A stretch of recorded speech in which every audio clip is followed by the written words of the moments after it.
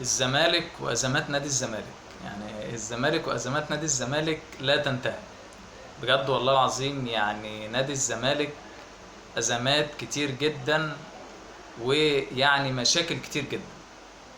في الفيديو ده هكلمكم عن حاجات كتير جدا في نادي الزمالك، واقول لكم برضو على حاجات يمكن محدش يتكلم فيها خالص، لا محللين ولا جماهير ولا اي حد اتكلم فيها.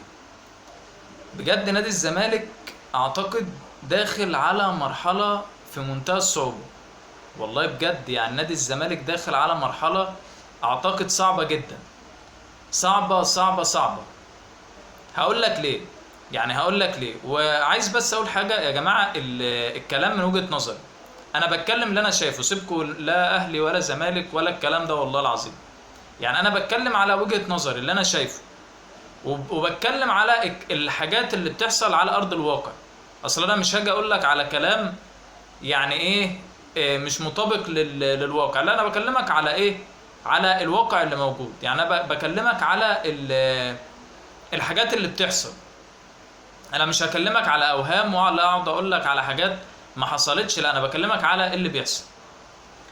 فاللي بيحصل في نادي الزمالك كالاتي: ان هم يقعدوا يعملوا لك صفقات فوتوشوب. يعني يقعدوا يجيب لك صور لعيبه مع مجلس اداره نادي الزمالك فوتوشوب، ويقول لك اهي الصفقات جت والصفقات راحت، ولا في صفقات ولا اي حاجه، كله فنكوش. يعني كله فنكوش، كل الصفقات اللي انتوا بتشوفوها الفوتوشوب دي فنكوش. فانت هتعمل صفقات امتى؟ يعني انت هتعمل صفقات امتى؟ هو اللي بيحصل كالاتي: ان هو بيقعد يعمل الصفقات اللي هو قلتها لكم الفنكوش ديت لغايه ما القيد ما يقفل، والقيد بعد كده يقفل ويقول لك كل سنه ايه، كل سنه وانت طيب، مفيش اي صفقات ولا في اي حاجه، وكمل بقى بالفرقه ديت وخلاص، وزي ما تيجي تيجي. فده بالمختصر اللي بيحصل في نادي الزمالك، ان هو ايه بيضحك على الجماهير. واحنا بنتكلم بصراحه، يعني احنا بنتكلم بصراحه، هو ايه بيضحك على الجماهير. إيه والله ده احنا هنجيب صفقات، هنجيب بتاع، ولا في صفقات ولا في فنكوش. تمام، كله بلح، مفيش اي حاجه. يعني انت عمالي. وكان على فكره في لاعب، في لاعب اللي هو جون ايبوكا، لو تفتكروا، كان قال لك جون ايبوكا بتاع سيراميكا، قال لك ان هو رايح نادي الزمالك، ونزلت صوره على كل صفحات نادي الزمالك، وحتى الصفحات الرسميه نزلوا الصوره بتاعته على الصفحات. ولا في جون ايبوكا ولا في اي حد قال لك ان هو هيجي نادي الزمالك ولبسوه تيشيرت نادي الزمالك فوتوشوب، ولا في اي حاجه من الكلام ده. فده دليل على اللي انا بقوله. كله يا جماعه كله وهم، كله وهم. يعني الاهلي جاب يحيى عطيه الله، وجاب مين تاني، يعني جاب لعيبه، وهيجيب بوفال، وهيجيب لعيبه كبيره جدا، والزمالك ما بيجيبش حد. وفي الاخر الجماهير بتاعت نادي الزمالك تسال تقول لك هو ايه اللي بيحصل، هو ليه الفرقه عامله كده؟ طب انتوا تسالوا الاداره. يعني انت اولى بيك اسال الاداره على الكلام دوت، انت ما تسالنيش انا. اسال الاداره على الكلام دوت.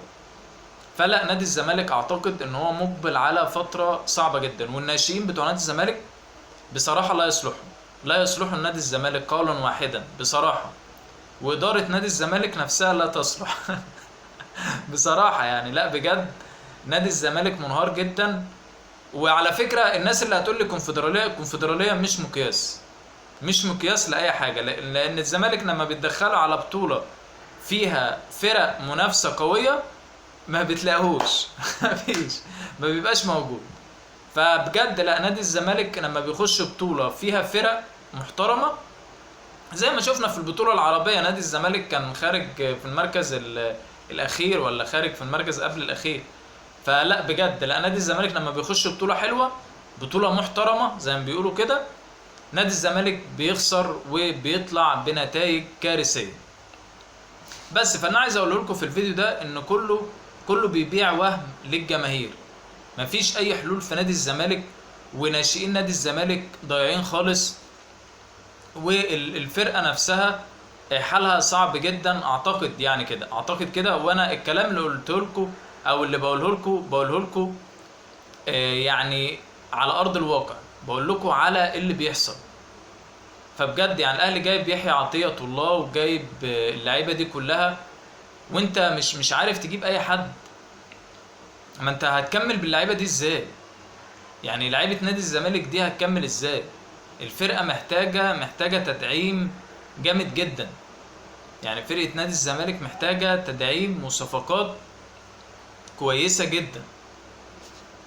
فانا مش عارف هم هيعملوا ايه، ده اللي هنعرفه بقى الفتره الجايه.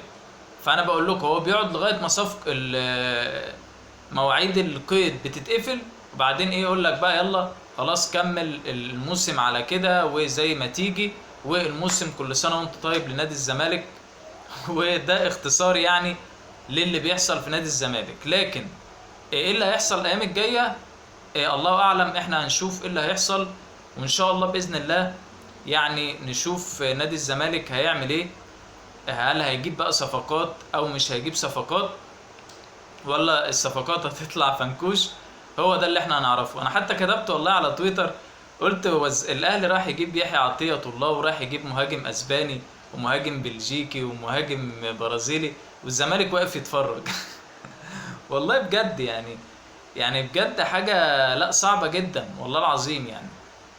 يعني نادي الزمالك منهار تماما. ان شاء الله باذن الله اشوفكم في فيديوهات تانية. سلام.